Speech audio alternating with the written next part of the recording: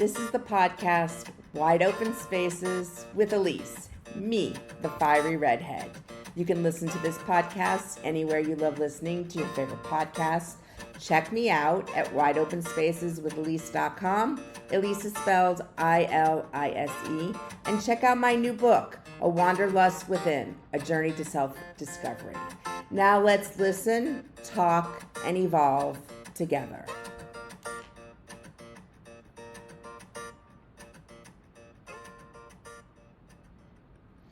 Thank you for joining me. This is episode number 164. If you were wondering, inner peace. Where do you go to feel elevated? Now, before we take a deep dive into our inner peace, I want to shout out my weekly analytics of downloads. And well, last week I was remiss to talk about the United States where I live. And from September 1st to September 11th today, Florida, where I live, had the most downloads in the United States. And speaking of the United States, it is September 11th, and it's a time to remember and to never forget September 11th. Now, across the world, again, number one, and thank you so much, is the United Kingdom.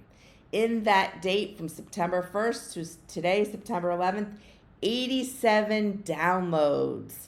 That's a lot of downloads just from one place. And then we'll move on again. Germany, you're back in there at 60 downloads. And now we have Brazil moved into the third spot, and France is number one. So I have to say how appreciative I am. And it just, I wish I could explain it to express how I feel, knowing that people all over the world are listening to this voice, and that I've gained the courage and the self-esteem and the wherewithal to be able to do this, because this is not something I would have been able to do years ago. So just know that we all evolve and we all grow, and who knows what you might be able to do in the future. So let's start with this episode 164, Inner Peace. Where do you go to feel elevated? And honestly, how did I come on this topic? Well, if you've listened to the past, let's say 5 episodes, you'll know that my new musical artist obsession is Jelly Roll. And I was supposed to see him with Morgan Wallen when the concert got canceled. So now I have no plans to see him, but hopefully in the future I will. And what do I love about him? Well, just look at him. His life, his tattoos, the music that comes out of his mouth tell a story. And I love that. And he is just my new musical artist crush. I just love everything about him. And I was reading this article about someone who went to a Jelly Roll concert. And this is where the inner peace part gets my wheels turning.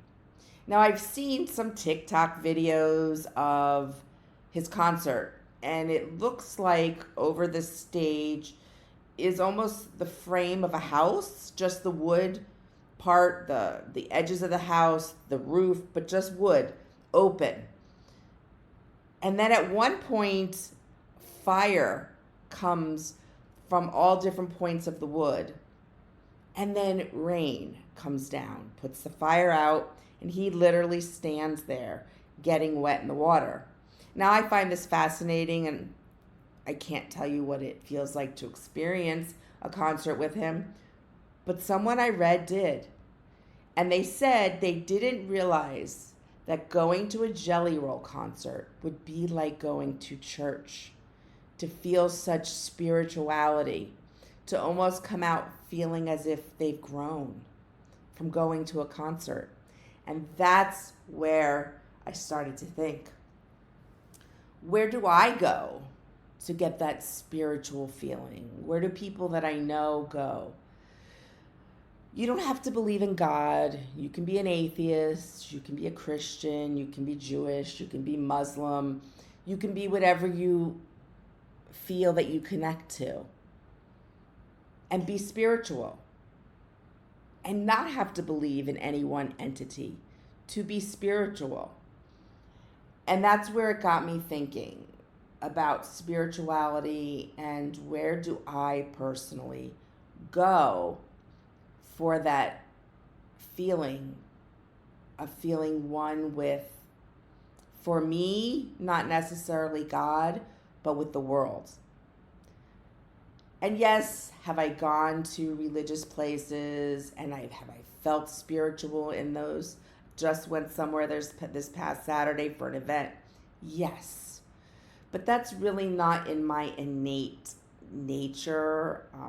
Yes, I celebrate my religious holidays, but I'm not deeply rooted in the religious aspect of it.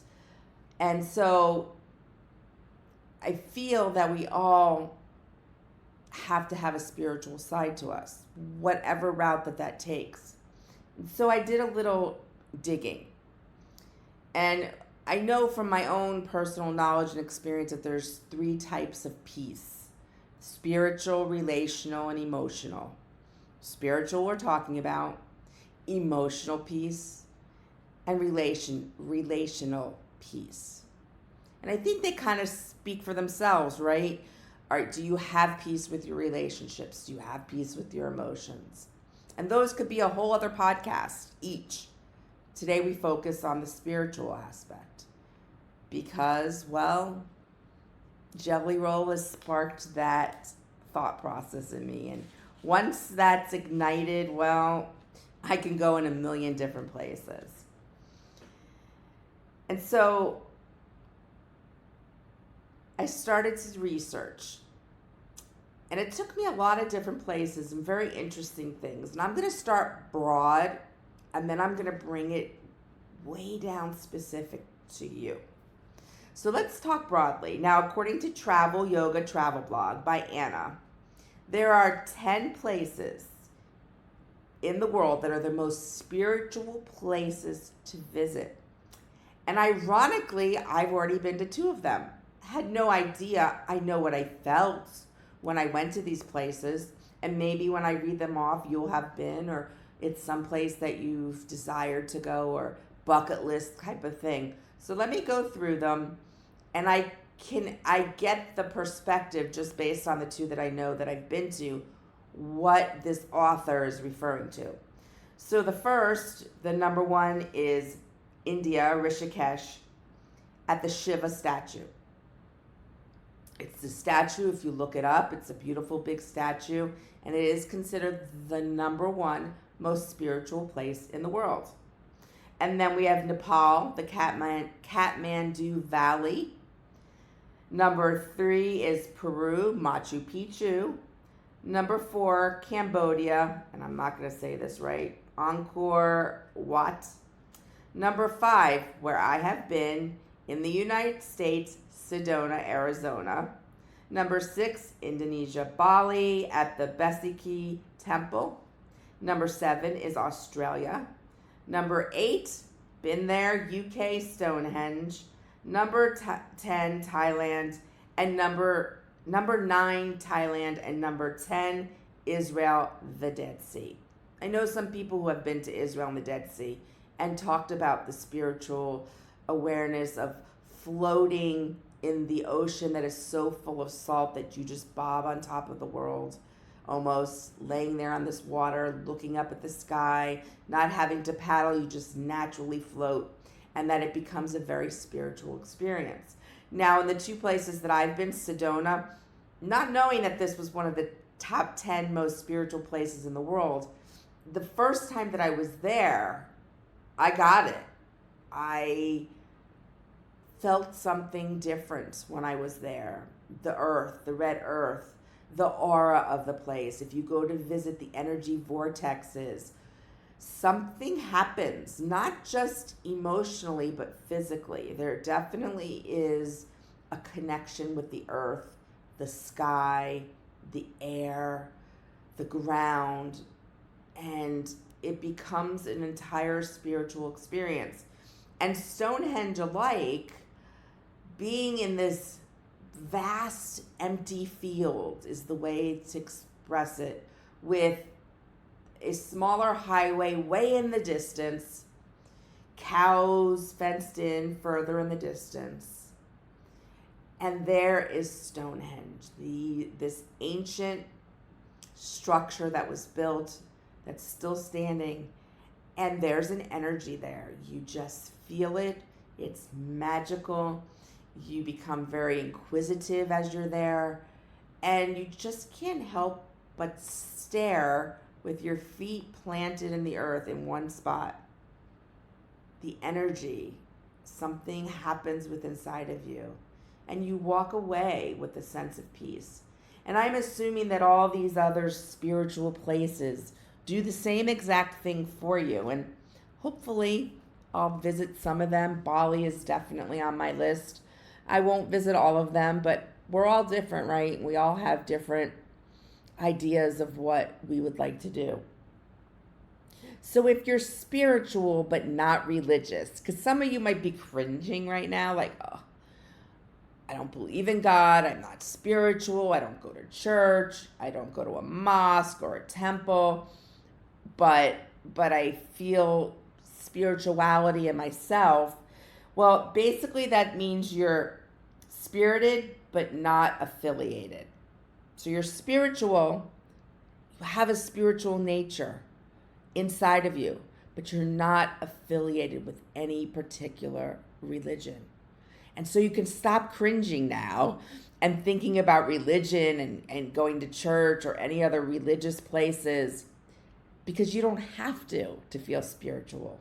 You don't have to be affiliated. And there's actually a term, you're spiritual but not affiliated. And I love that. And I think that there's so many people in the world who say they're not spiritual because they don't want to be attached to any religious sect or type.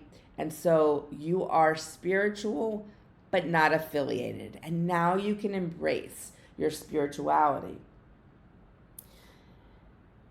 I started to think for myself, well, where do I go besides these places that I've been, that I've experienced this intense lightness within inside of me, meaning not having a weight on my shoulder, taking a deep breath in and feeling this tremendous release, feeling as if I'm almost having a little bit of an out-of-body experience.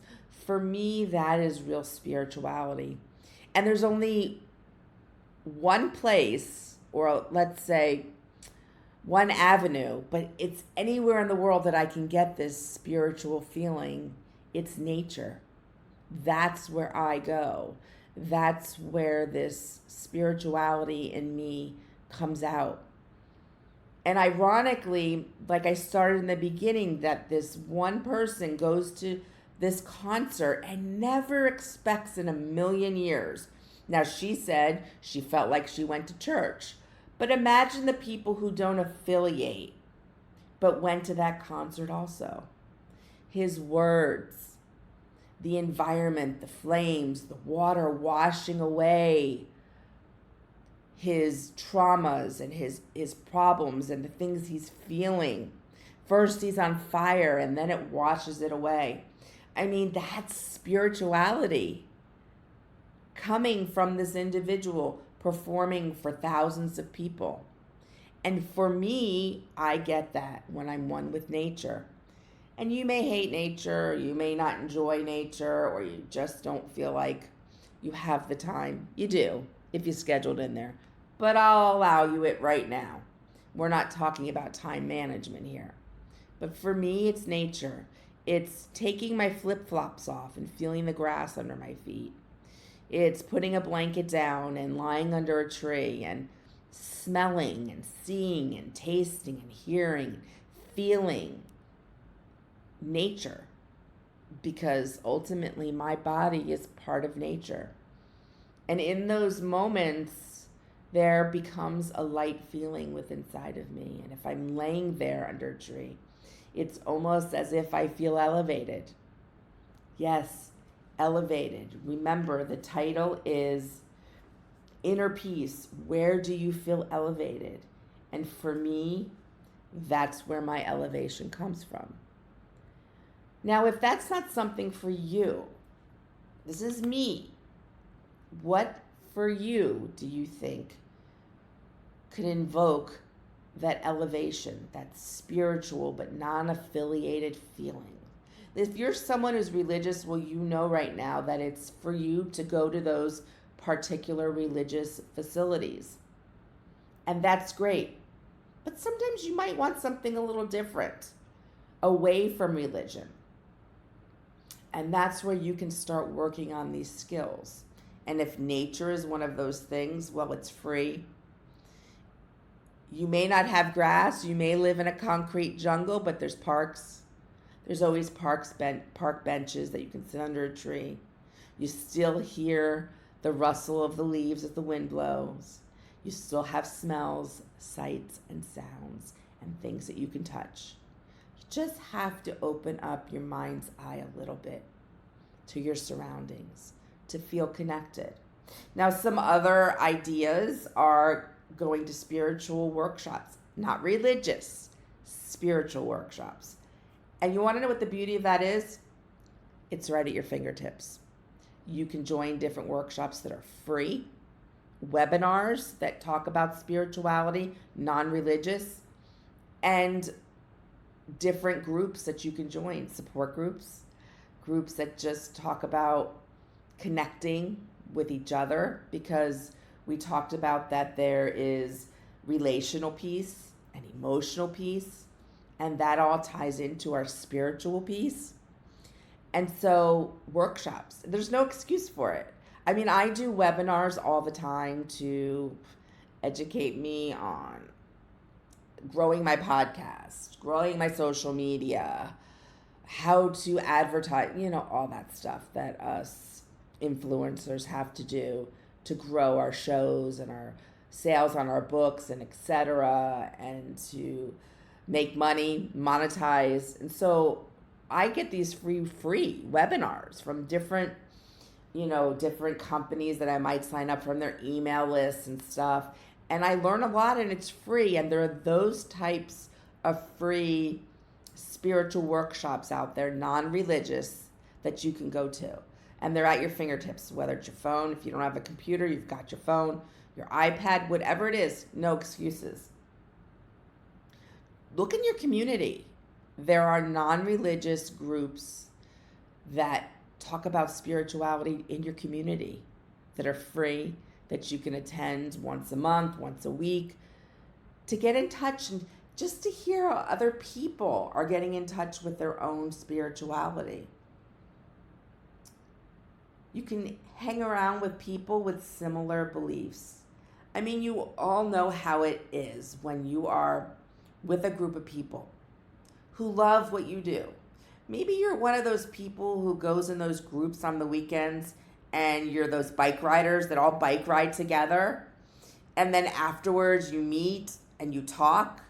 Well, you love it because you've got that in common, that you love the sport of bike riding and you love riding in this bike riding club.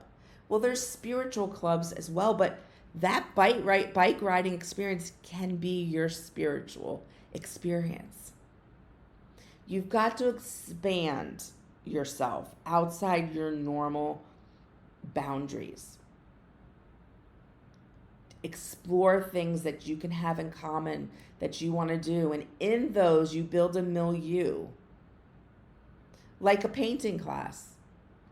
You become close with the people in the class, and you meet after the class, and you have this thing that's in common and talk about why you paint certain things and why it evokes feelings in you.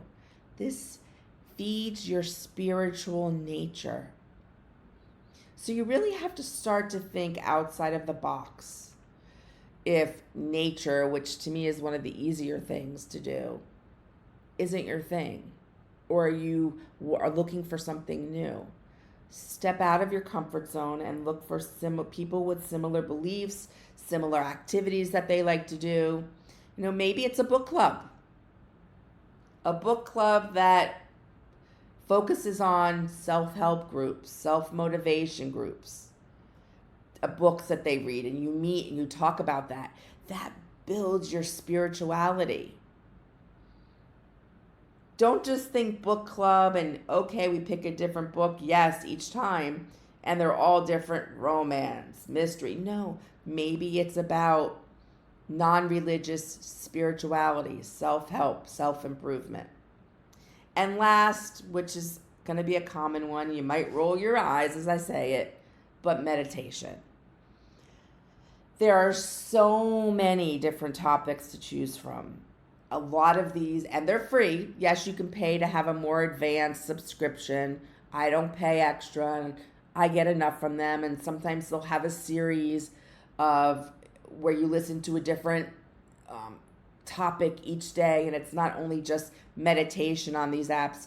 There are workshops and learning things and exercises that they have you do to help you build your spirituality from inside through music, through word, through movement, through sound. And so, what is your spirituality and where do you want to go with it? And don't you want to have an experience like that young woman did when she walked out of a concert? To feel this energy, this peace, to feel elevated, your mood feeling elevated, the weight on your shoulder have been lifted for a short amount of time. Your heart feels relaxed and filled. Your belly isn't in tight knots, it's relaxed. Your fists are unclenched. Your neck feels looser. You're not grinding down on your teeth because you just had an elevated experience. And when you think of elevated, I want you to think that you are rising above all these stressors and things that we hold in our body. You are finding an inner peace by elevating above it.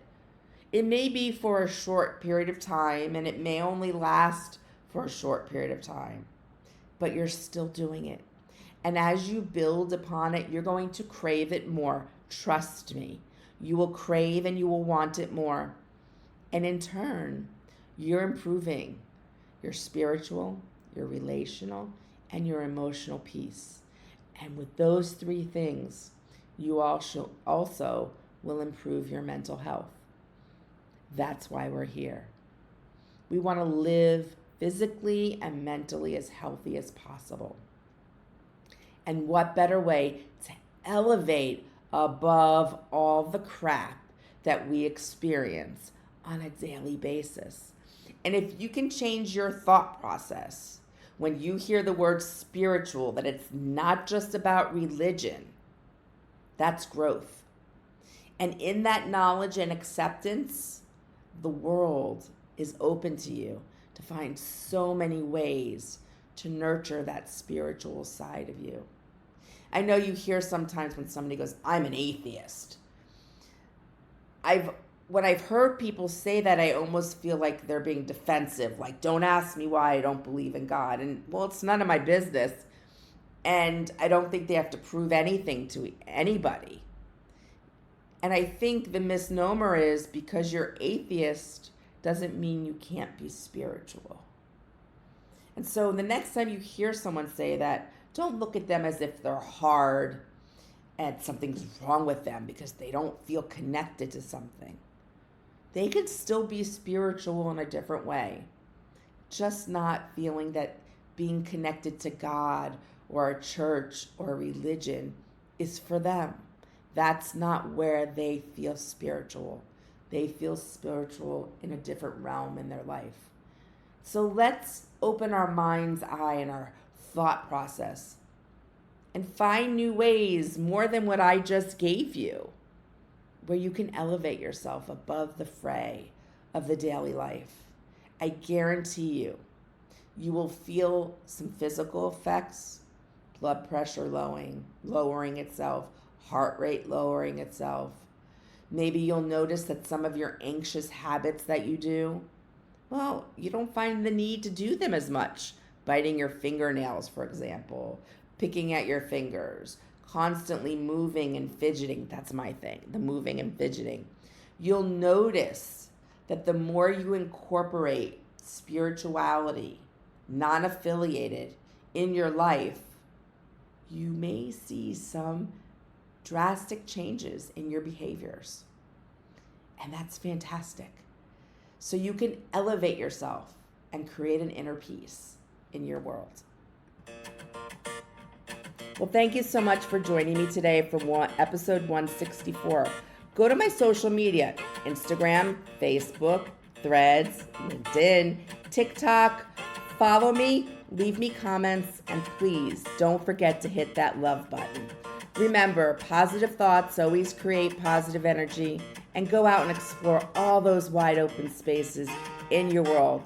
And add a little bit of a fiery redhead to it by checking out my blog, my book, and some other podcast episodes. And until next time, my friends, ciao.